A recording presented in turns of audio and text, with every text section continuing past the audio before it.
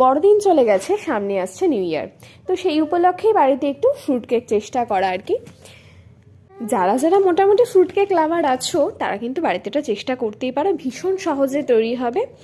কেকটি করতে কিন্তু আমার কোনো ওভেন লাগেনি, ওটিজিও লাগেনি, আর আমি এটি কিন্তু প্রেশার কুকারও করিনি, এটি কিন্তু গ্যাসে একদম খুব সুন্দরভাবে রেডি হয়ে যাবে। এই সহজ পদ্ধতির কেকটি বানাতে গেলে লাগবে একটি কাপ, যে কাপটির মাধ্যমে সব কিছু উপকরণ আমরা মেপে নেব। প্রথমে আমি এখানে 2 কাপ মতো চিনি নিয়ে নিয়েছিলাম, এটাকে ক্যারামেলাইজড করতে দিয়েছিলাম প্যানের মধ্যে। ভালো করে এটা ক্যারামেলাইজ করতে হবে, যেন দেখতে হবে যেন পুড়ে না যায়, পুড়ে গেলে কিন্তু কেকের স্বাদ পুরো নষ্ট হয়ে যাবে, তেতো তেতো হয়ে যাবে। এই ক্যারামেলাইজড করতে করতে আমি ততক্ষণে ভাবলাম ড্রাই ফ্রুটসগুলোকে কেটে নিই। আমার এখানে ছিল টুটি ফ্রুটি আর কাজু কিশমিশ আর কিছুটা পরিমাণ আমন্ড ছিল, ভালো করে কুচিয়ে নিয়েছিলাম।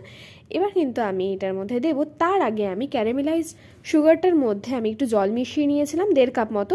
জলটাকে ক্যারামেলের সাথে ভালো করে মিশিয়ে নিই। এবার কেটে রাখা ড্রাই ফ্রুটসগুলো আর টুটি ফ্রুটি আমি সব ভালো করে একটু ফুটিয়ে নেব, 2-3 মিনিট মতো ভালো করে নাড়াচাড়া করে নেব। এরপর আমি কিন্তু এটাকে সাইড করে রেখে, এই ড্রাই ফ্রুটসগুলো ক্যারামেলের মধ্যে একটু ফুটিয়ে নেওয়ার একটাই কারণ, সেটা হচ্ছে যেন এইগুলো ড্রাই ফ্রুটসগুলো একটু নরম হয়ে যায়, কেকের মধ্যে যেন খেতে ভালো লাগে, শক্ত শক্ত যেন না মনে হয়।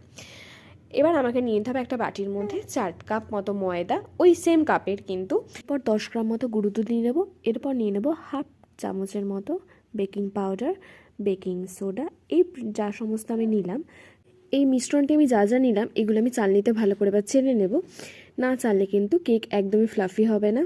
এরপরে আমি নিয়ে নেব 1 চামচ মতো ভ্যানিলা এসেন্স, নিয়ে নেব 1 কাপ মতো দুধ আর 1 কাপ মতো তেল।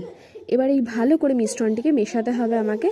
এরপরে অ্যাড করে দেবো ক্যারামেলাইজ ড্রাই ফ্রুটগুলোকে, দিয়ে ভালো করে মিশিয়ে নিতে হবে। এর মধ্যে কিন্তু আমি আলাদা করে কোনো রকম জল অ্যাড করিনি, আমার এই মিশ্রণটির মধ্যে হয়ে গেছে। যদি আপনাদের মনে হয় তাহলে আপনারা একটু জল অ্যাড করতে পারেন। আমি যেহেতু মোরব্বা খেতে ভালোবাসি তাই আমি এখানে একটু মোরব্বা অ্যাড করেছিলাম।